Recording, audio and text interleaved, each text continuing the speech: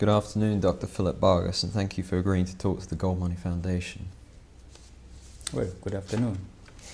You wrote your PhD on the theory of deflation. Is the Eurozone currently staring down the barrel of a deflationary depression? No, basically because of the fear of deflation that there exists. Governments and banks fear deflation very much.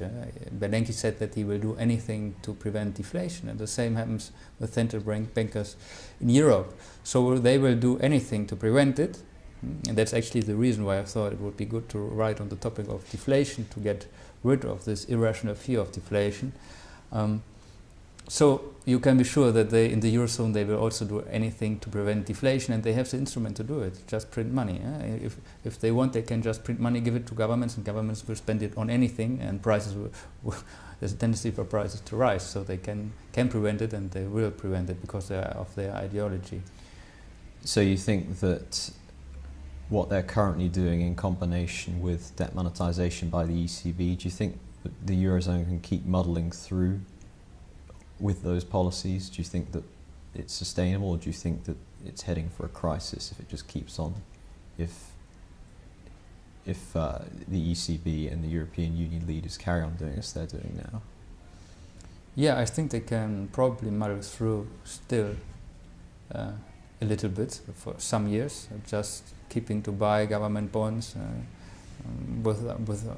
well, it all depends, of course, on the confidence. With the fiat currency, the value of the currency depends very much on the confidence, and this might get lost very fast by any event, the collapse of a government or a downgrade by a rating agency. But they have been managing this confidence very well in the past, and probably they have much ammunition left. They can just keep on buying government bonds, so inflation will probably only slowly build up. In your book, The Tragedy of the Euro, you make the interesting point about how banks were able to use sovereign bonds from countries like Greece and Italy as collateral at the ECB for short-term loans, the kind of repo transactions. Do you think that, does that system need to be eliminated if we're to get rid of the kind of moral hazard that you're talking about, where countries have an incentive to borrow and banks have an incentive to lend because they know they can always turn around to the ECB and borrow, get money back instantly? Yes, this is a big problem. If you're a Greek government, you just spend, you don't tax, you just spend, and you pay with writing paper, government bond, you give it for the bank gives you money, the bank takes the government bond, goes to the ECB as a collateral and receives new reserves, can expand the money supply. And the problem is that any government can do it in the Eurozone, so there's incentive to impose the cost of this policy, because the cost of the policy is that prices rise in all over Europe, so you can externalize part of the cost on users of the currency in foreign countries. So this is a big problem. So you could easily solve it, this moral hazard, by saying, okay, the ECB does not accept government bonds as collateral anymore. But then, of course, then all governments would collapse immediately. I mean, they would have to default immediately. You have to think that central banks now actually in the banking system, one of the main purposes is to finance governments.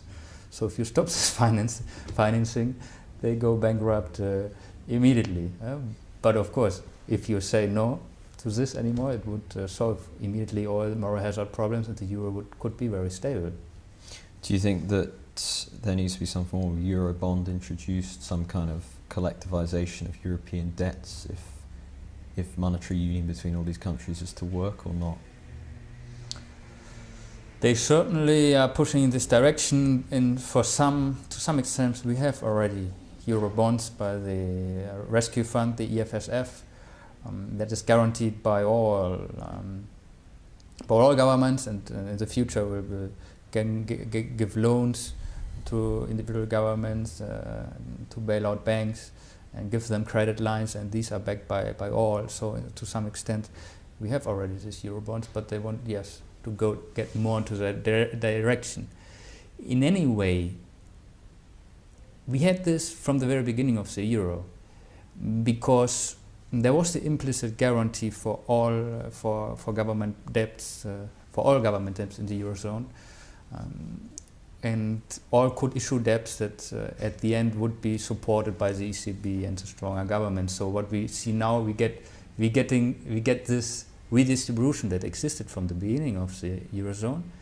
It gets more and more explicit, and it gets more tight. And the Eurobond would be, well, the most obvious symbol for this redistribution that was there from the beginning.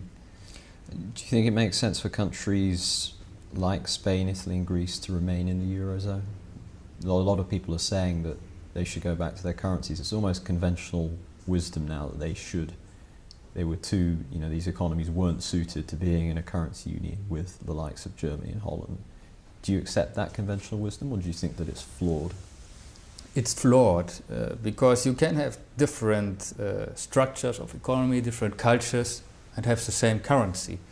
So the problem is what we said before, that they can all finance themselves with the ECB. Then you get the problems. But you can have France, Germany, Italy, Spain in a 100% gold standard, and there's no problem. The gold standard will remain. You cannot finance your deficits anymore by money printing and impose the costs of others. About remaining in the Eurozone, the question, well, I would recommend any country to leave the ship that is drowning. But of course, if you don't do any reforms, like Greece, if Greece would now leave the euro without doing any reforms, it would be a total disaster, because there would be a mass exodus of entrepreneurs, of investors. They would all leave the country. So if you leave the euro, make sure that the new currency that you introduce is stronger than the euro. Otherwise, you get problems. How do you achieve this? Well, you could introduce a gold drachma, a gold peseta, or you can even have a paper currency, but you have to reduce the deficit, privatize your public assets, eliminate your public debt, and deregulate your economy. Otherwise, it might be better to stay within the euro, because then you have the pressure from the outside that you do these reforms that are necessary. Do you think that German politicians and Bundesbankers will reluctantly condone further debt monetization by the ECB as the price of European unity? Well, they have been so far, so why shouldn't they do it in the future? I mean, you should distinguish between the German politicians and the Bundesbankers, because the Bundesbankers are more against it than the German politicians. If the public opinion in Germany starts to change or starts to express itself stronger, even stronger than now, then there might be hope that they will stop the monetization. For example, if there's a new party emerging in Germany, a new German Tea Party, for example, and it gets in the next election, because price inflation has risen to 10%, it gets 30% of the votes, then probably there will be a limit. What do you think the implications of the current Eurozone crisis are for the EU as a whole? Well, there's a tendency for more centralization. There's a big danger that we get a fiscal union that then will harmonize tax rates. We saw it already in the case of Ireland, that they said we will bail you out if you raise your corporate taxes. So if we get a fiscal union, there will be a redistribution between countries. They will start to harmonize tax rate, and once tax competition is eliminated, they will raise taxes. So there's a tendency for a new central state in Europe to develop. This will then continually rise in power and reduce individual liberty. So this might be the big consequence of the euro, which in my book I argue was for some people the intention behind its introduction. There have been rumours in recent weeks, although they were quickly denied, about the possibility of Germany utilising its gold reserves in order to fund the SF. Do you think this is a sign that gold is slowly regaining respectability in the eyes of economists and monetary thinkers? Yes, more they get aware of its importance. I mean, the central banks of emerging countries are also buying it. And the Bundesbanker said, no, we won't give our gold away. So they get more aware of the importance of gold. Before they thought it's just something on our balance sheet that is not important at all. But now, yes, they get more aware of it.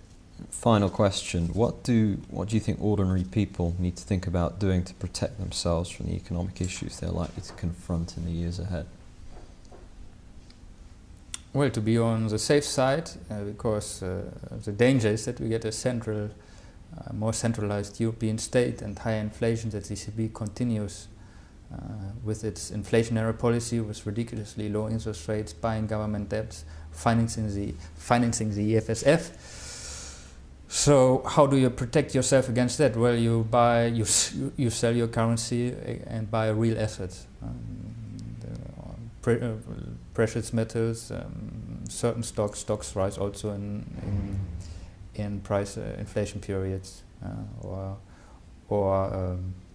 real estate if it is not at bubble prices like in Spain. Dr. Philipp Bagus, Assistant Professor of Economics at Juan University in Madrid and author of The Tragedy of the Euro. Thank you for talking to the Gold Money Foundation. You're very welcome. I thank you. Subscribe to the Gold Money newsletter at www.goldmoney.com to receive email updates on new articles, videos, and iTunes podcasts from our Gold Research section.